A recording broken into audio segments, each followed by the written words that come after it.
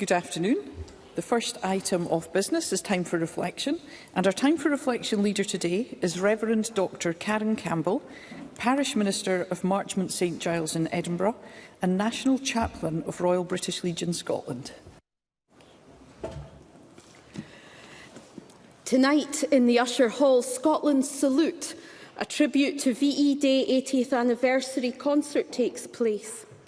I will lead a time of remembrance with an opportunity to take a minute of silence to remember the sacrifice of the Second World War generation.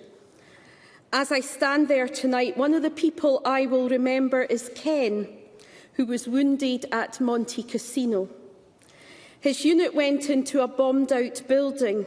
Half of them went to one side and were immediately killed.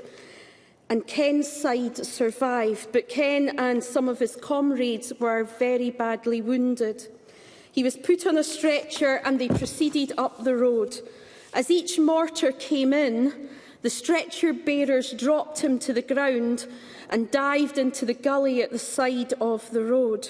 This went on several times until he pointed out that they were heading towards the enemy. So they turned around, went back up the road, and the whole palaver began again.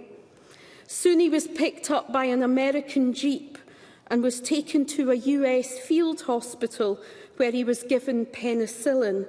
And he always said that he was one of the first Brits to get the drug and that we didn't have at the time, and it saved his life.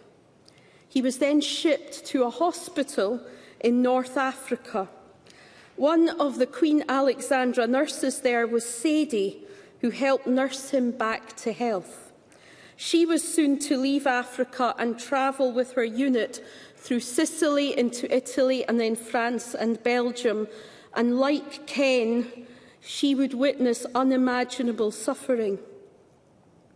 Sadie and Ken didn't see each other for 50 years before they became next-door neighbours in the retirement complex in my parish, each with their own stories and memories and nightmares which never left.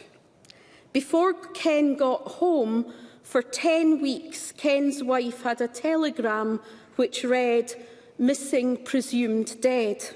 He used to say that that is why he did the shopping and the cooking, to make up for the hell that she went through.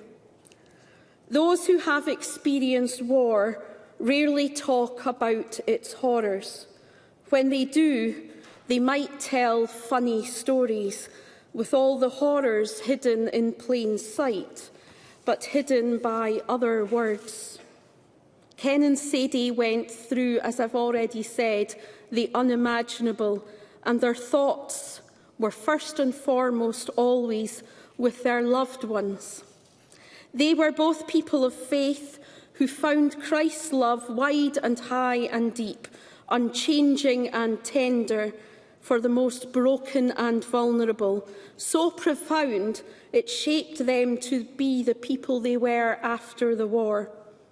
This VE Day, I give thanks for the men and women of faith and no faith who served and made this world a place of peace and opportunity for people like you and me to live in and be the people we are without fear. Today we must recognise how precious peace is and to work to make it happen each and every day. Thank you.